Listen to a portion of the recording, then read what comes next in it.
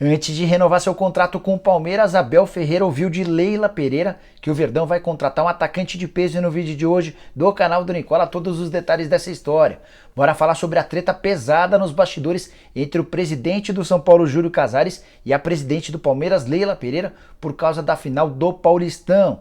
Bora te atualizar sobre o Corinthians, que decidiu buscar reforços e já tem um nome que interessa ao Timão. Vou falar ainda sobre o Santos, com uma contratação praticamente fechada, o futuro de Vitinho, meio atacante especulado em vários clubes brasileiros, tudo sobre as finais dos campeonatos estaduais, você não perde por esperar.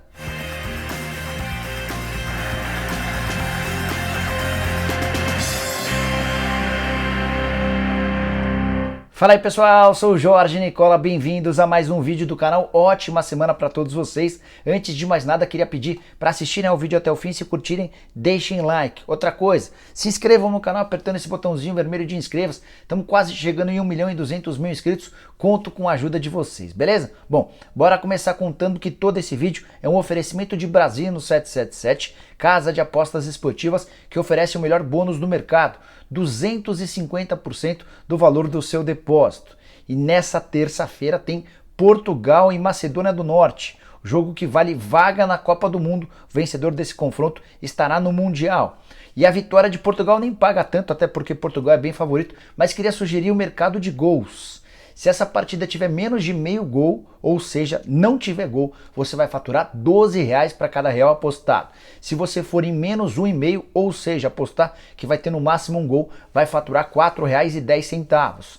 Já a opção de menos 2,5, que equivale a no máximo 2 gols ao longo dos 90 minutos, rende a você R$2,12. Curtiu, né? Então pega agora mesmo o link que eu vou deixar no comentário fixo, faz seu cadastro e não esquece de usar o promo code Nicola250 para ter direito a esse bônus bem grande. Bora começar o giro de notícias com muita informação importante. A primeira delas é de que o São Paulo já avisou que aumentará o ingresso para a partida de quarta-feira contra o Palmeiras, primeira final do Paulistão no Morumbi.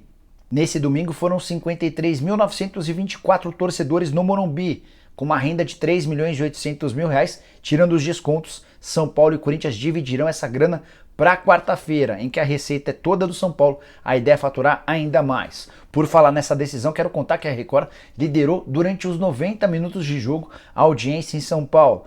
Média de 20 pontos com picos de 23, enquanto a Globo, que ficou na segunda colocação, teve média de 11 pontos e o SBT em terceiro com apenas 6 pontos.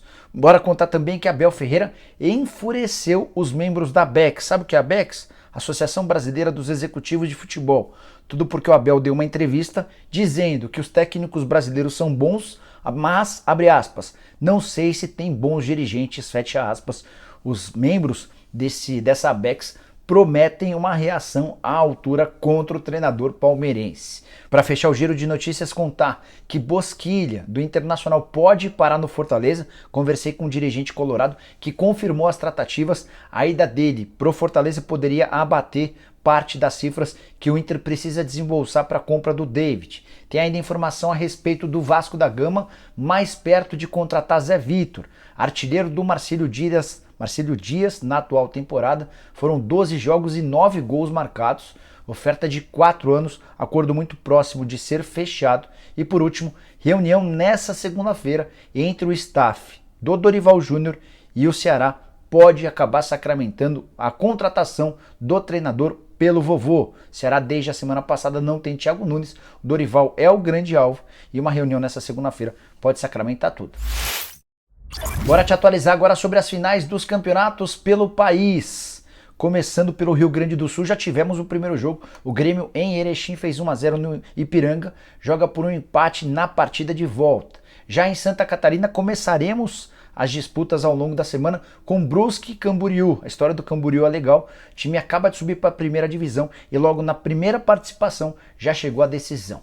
No Paraná, Coritiba e Maringá. O Coritiba empatou com o Atlético Paranaense nesse domingo, havia vencido na Arena da Baixada por 2-1 e terá o Maringá como adversário. Já em São Paulo, Palmeiras e São Paulo. Primeiro jogo no Morumbi, segundo jogo possivelmente no Allianz Parque. Daqui a pouco eu falo sobre esse tema polêmico. No Rio de Janeiro, Flamengo e Fluminense. Os dois times com melhor campanha também vão se enfrentar na decisão. Minas Gerais deu Atlético Mineiro e Cruzeiro. e com facilidade. O Atlético fez 3-0 na Caldense nesse domingo. O Cruzeiro já havia feito no placar agregado 4-1 no Atlético. O placar agregado do Atlético contra a Caldense foi de 5-0, ou seja, os grandes do futebol mineiro vão voltar a se enfrentar com boa campanha. Para fechar, quero contar sobre a Copa do Nordeste. Fortaleza já havia garantido a classificação no sábado. Nesse domingo o Sport bateu o CRB e também assegurou sua vaga. Jogos entre Fortaleza e Sport bastante interessantes. Bora falar sobre o Santos, que tem encontrado enorme dificuldade para buscar reforços, mas espera anunciar a qualquer momento a contratação de um volante uruguaio. Trata-se de Rodrigo Fernandes, 26 anos de idade, já está no Brasil para passar por exames médicos e ser anunciado. Ele pertence ao Guarani do Paraguai e vai ser emprestado até dezembro com opção de compra. Atleta revelado no Uruguai e que desde 2018 joga no Guarani do Paraguai, vinha sendo titular absoluto, inclusive enfrentou o América nas 2 partidas válidas pela pré-Libertadores. Já em relação aos equatorianos pedidos pelo técnico Fabian Bustos, até esse momento nada concreto. O Santos tem esbarrado nas pedidas financeiras dos clubes e também na rigidez do comitê de gestão, que não tem liberado muita grana. Quero falar agora sobre John Textor, novo dono do Botafogo, que prometeu usar um time B do Fogão para a próxima temporada no Campeonato Carioca. Tudo porque o Botafogo ficou furioso com a arbitragem da partida contra o Fluminense. Jogo bem interessante. O Fluminense havia vencido a partida de ida 1-0, jogava podendo perder por até um gol de diferença nesse domingo. O Botafogo abriu 2-0 com 2 gols do Erisson. No finalzinho, para lá de 50 minutos, o Cano acabou descontando. E a treta, além desse gol para lá dos 50 minutos, se deu quando o Fred cometeu uma falta, enrolou depois de ser expulso e o árbitro acabou encerrando a partida antes da cobrança da falta. Os jogadores do Botafogo ficaram revoltados, peitaram o juiz em campo e o Textor fez essa afirmação bastante forte, de que vai esvaziar o Campeonato Carioca da próxima temporada. A julgar pelo que recebem os grandes no futebol carioca, tá mais do que na hora de o campeonato estadual por lá ter um tamanho bem menor. Quero falar agora sobre Vitinho, meio atacante de 22 anos de idade que pertence ao Dynamo de Kiev e que tem sido alvo de uma batalha entre clubes brasileiros. Atlético Paranaense, Red Bull Bragantino, Palmeiras, Internacional e Botafogo são os principais interessados.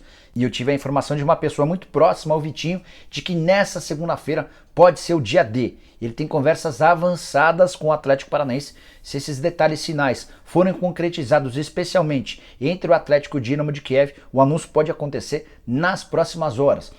Atleta que já atuou pelo próprio Atlético Paranaense, foram 3 temporadas entre time de base e time principal. Recentemente, inclusive, o Vitinho esteve assistindo a um jogo do Furacão na Arena da Baixada, já sinalizando seu interesse de voltar ao velho clube. A tendência é que ele fique por empréstimo até o fim da temporada, até porque há um impedimento legal em relação ao Dynamo de Kiev, com quem ele tem contrato até 2026. Bora contar um bastidor importante da renovação de contrato de Abel Ferreira com o Palmeiras. Já havia revelado para vocês nesse domingo a respeito dos salários e das luvas. O Palmeiras não confirma, mas a informação que eu tenho é de que o técnico português vai ter direito a 2 milhões e 700 mil reais por mês nesse novo contrato. O Palmeiras alega que o salário vai ser na casa de 1,7 milhão de reais por mês. De qualquer forma, a multa rescisória também é das mais altas.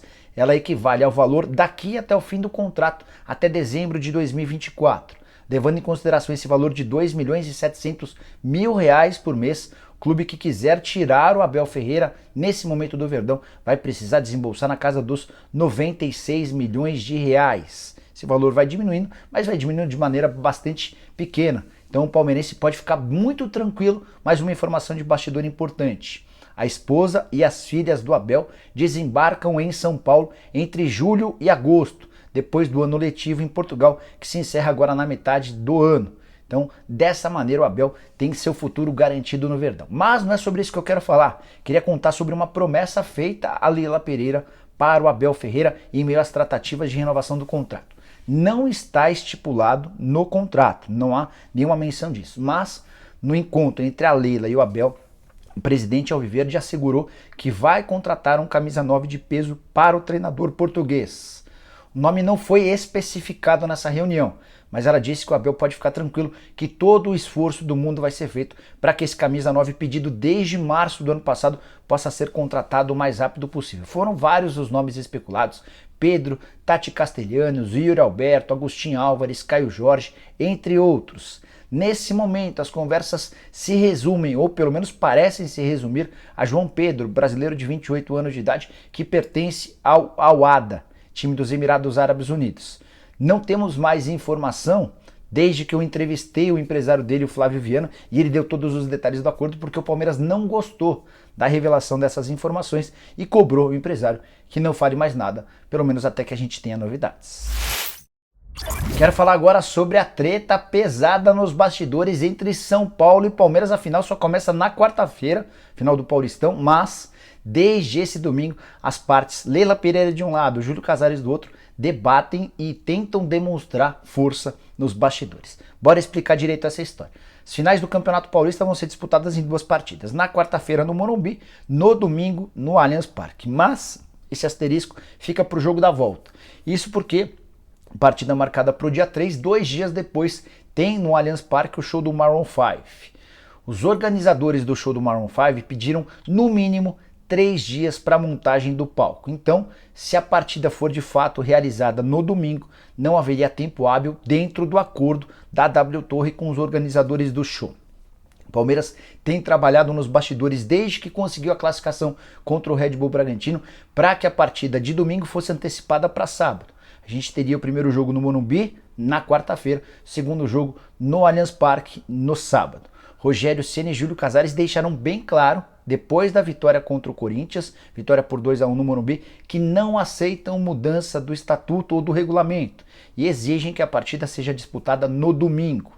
Durante esse domingo à noite, circulou a notícia de que o Palmeiras conseguiu a liberação da W Torre para entregar o estádio somente a partir das 20 horas do domingo, ou seja, daria para realizar o jogo, eventualmente comemorar o título e só depois entregar o estádio para a organizadora, para a responsável dos eventos, dos shows e tudo mais. O Palmeiras não confirma essa informação. Antes de gravar esse vídeo, conversei com um dirigente alviverde que escreveu o seguinte, abre aspas: por enquanto o cenário está indefinido.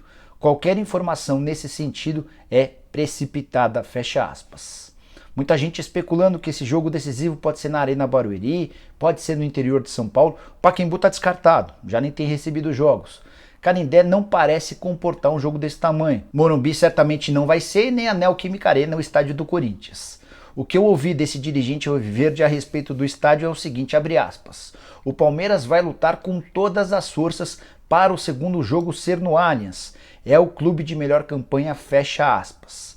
Nessa segunda-feira tem um congresso técnico, uma reunião entre os presidentes dos clubes e o presidente da Federação Paulista para debater sobre o tema. O Palmeiras vai bater na tecla de que quer jogar em casa, o São Paulo vai dizer que no domingo somente se conseguir a liberação da W Torre. É importante contar que a Record também está nessa parada. Como responsável pelo direito de transmissão, para ela é mais importante que o jogo seja exibido no domingo, até por uma questão de grade. E você, o que você pensa a respeito de toda essa história? Como é que vai terminar? Use o espaço para comentários e opine. Bora fechar o vídeo para falar sobre o Corinthians, que teve seu sinal de alerta aceso depois da eliminação do Campeonato Paulista. Não foi uma boa campanha alvinegra, o Corinthians sofreu demais com a questão física. Até por isso, o Vitor Pereira tem batido numa tecla internamente a respeito da necessidade da contratação de jovens jogadores. A ideia é rejuvenescer esse elenco para que ele possa suportar as cobranças e o estilo de jogo do Vitor Pereira, que é um treinador que gosta de intensidade, marcação-pressão, retomada de bola rápida, enfim, algo que esses jogadores mais veteranos do Corinthians dificilmente conseguirão, especialmente quando o calendário passar a ter 3 competições. Copa do Brasil, Libertadores da América e Campeonato Brasileiro. Então o torcedor do Corinthians pode esperar por tentativas de reforços nos próximos dias, talvez semanas até o início do Campeonato Nacional. Um dos nomes especulados nas últimas horas foi o de Marquinhos Cipriano, atacante que foi revelado na base do São Paulo, nem conseguiu jogar muito profissionalmente e se mandou para o Shakhtar. Nesse momento está emprestado para o Sion, da Suíça. Titular absoluto, foram 23 jogos como titular dos 25 que ele disputou desde que foi contratado. A ideia do Sion é pagar 1,5 milhão de euros previsto na cláusula de empréstimo para ficar com o jogador em definitivo junto ao Shakhtar. Antes de gravar esse vídeo, conversei com uma pessoa que representa o Marquinhos Cipriano e ela admitiu que o Corinthians já havia feito uma primeira tentativa. Na oportunidade, o Shakhtar acabou por não aceitar a liberação do atleta. Agora a situação é bem mais tranquila, até porque ele já nem tem sido utilizado no Shakhtar e sim por empréstimo no Sion. Poderia ser um jogador de velocidade para atuar pelo lado do campo, na frente ou até como lateral. Ele vinha jogando mais atrás na função de lateral no Shakhtar antes de se mudar para a Suíça. Ah, só mais uma coisa, esse representante do Marquinhos Cipriano com quem conversei respondeu o seguinte sobre a possibilidade de jogar no Timão, abre aspas: vejo com bons olhos o Marquinhos no Corinthians, fecha aspas. Bom, pessoal, eram todas essas as informações que eu queria dividir com vocês no vídeo de hoje do canal do Nicola. Quem gostou, deixa like. Se você ainda não se inscreveu no canal, aperta esse botãozinho vermelho de inscreva-se. A gente se vê com mais um vídeo no fim da tarde e a partir das 7 da noite com o programa do Nicola. Abraço, tchau!